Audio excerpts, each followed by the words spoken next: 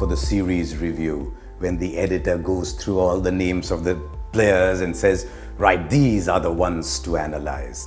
And I've got that list in front of me with the series being done and dusted. The team that was expected to win won eventually, maybe not by the scoreline everybody thought, but India still won the series to get that record 9th win. But how did each person within that do? We've picked the test specialist first. Cheteshwar Pujara, 5 innings, 289 runs, a century and a half century, a near second half century, but we need to look within the numbers. Look at what happened in Kolkata. Genuinely seaming wicket, lots of bounce. India in a lot of trouble, 30 for 4, 50 for 5. Pujara ekes out of 50 and ensures that India get to 170. It was a crucial innings, so that was one thing in his favour. The second, India 7 for 1 in the 4th over in Nagpur. When he comes into bat, he strokes a century. When the going is good, everybody is scoring runs. So I'm giving Pujara 8.5. 8.5. No. He's a solid guy. 8.5 to Cheteshwar Pujara. As you'd imagine, all the batsmen will score a lot of runs because India's batsmen enjoyed themselves with just one exception. Okay then, Rohit Sharma. 3 innings, 1 century, 2 50s, which is fantastic if you're batting at number 6. Rohit Sharma couldn't have had an easier series in this. Now, you never grudge a man his luck or his opportunity, because the moment you do that, he'll show you another when he was very unlucky, got a bad decision, came into bat at a difficult time. So, Rohit was lucky, but he made the most of his luck. And why do I say he was lucky? Came in at 410 for 4, at 365 for 4, and then in a declaration attempt at 144 for 4. It's not difficult to score runs then, but what I liked about Rohit Sharma, and that is what you search for, is the decisiveness, the fluency. You want to see whether Rohit Sharma is out there and bossing the situation, and he did. And for that, I'm very happy to give Rohit Sharma 9 out of 10. Okay then, Murli Vijay. I must admit I was a little concerned about Murli Vijay because he's come off a long layoff, hadn't played a lot of cricket. I was a little concerned. I wanted to see if we'd see the same Murli Vijay that we knew. You know, with some people you see some shots and you know they're doing well. With Murli Vijay, if he's leaving the ball well, you know he's in good nick because he survives on letting the good balls go, not worrying about them, let them go. And then when he's around for the bad balls to come, then his driving is imperious. That is what I wanted to see about Murli Vijay, and we saw a lot of that. Got 3 innings, got 200s, didn't put a foot wrong, even fielded that short leg and took a blinder. I mean, how do you give someone 10 out of 10, right? Okay, that 3rd innings he got out playing a lazy off, but Murli Vijay 9 out of 10.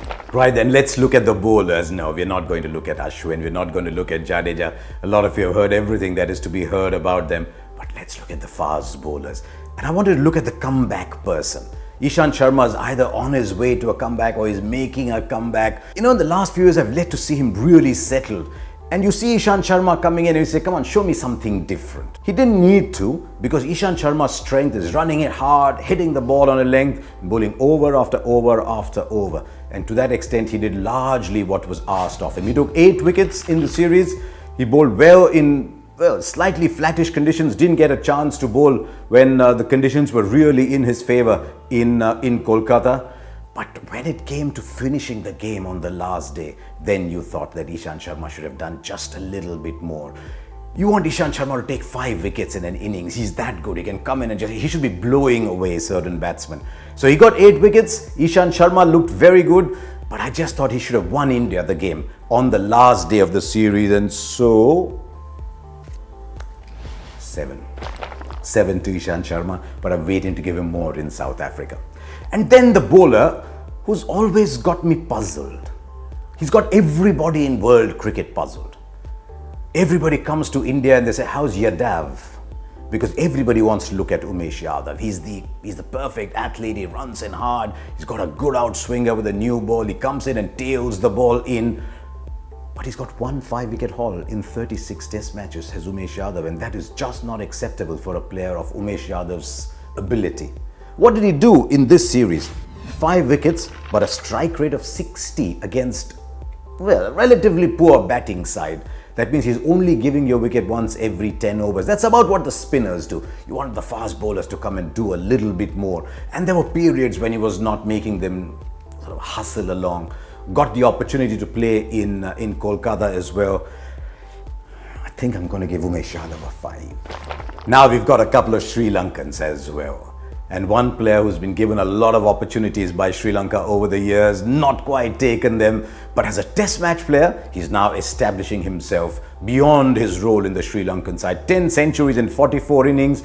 When he gets hundreds, he gets big ones. As the captain of a rather weak Sri Lankan side, he's always battling, he's having to hold himself back. But he was magnificent in this series. He got a century, he got 250s, he looked largely chanceless, and he made 366 runs at 49. You could not have asked for more from Dinesh Chandimal. He gets 9 out of 10 for this series. And what about Angelo Matthews? The player I thought post Sangakkara, post Jayawardene would take not 1, 2, but 3, 4, 5 steps. He's that good a player.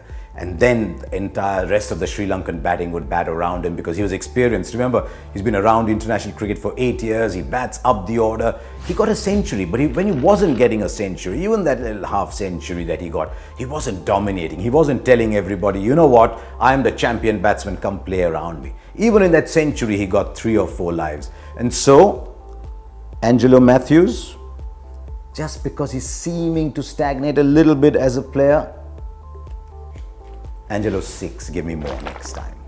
Then Dilruwan Perera, fastest ever to 100 wickets in Sri Lankan cricket history. Faster even than Herath, faster than Vas, faster than the great Muralidharan. Also bats. But let's look at the numbers. Is he a batsman? Is he a bowler? Is he a top off spinner? Is he a leading off spinner? Is he a top order player? Is he a lower order player? You've got to be somebody. 5 innings, 62 runs. It included a flashy 42 batting up the order. 8 wickets at 58.62, strike rate of 80. Dilruwan Perera, on the basis of those numbers, is neither a batsman nor a bowler. He's gutsy, he comes in and bowls the difficult overs, but finally he's got to deliver. And that's why I think Dilruwan Perera gets a 4 from me. There you are, we've done it. The editor's happy. I hope you're happy as well. Send in your own report card, if you will. It's always great fun to do. Pick up a camera, find a friend to hold it in front of you, and just do the rankings.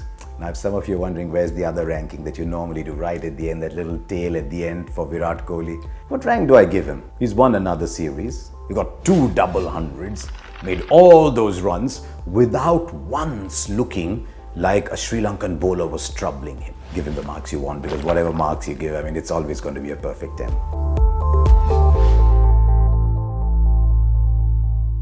We've done quite a few videos on this channel now, and I've been told that you quite enjoy them. So if you really do, why don't you like, why don't you share, why don't you leave a comment behind, and do subscribe to the channel.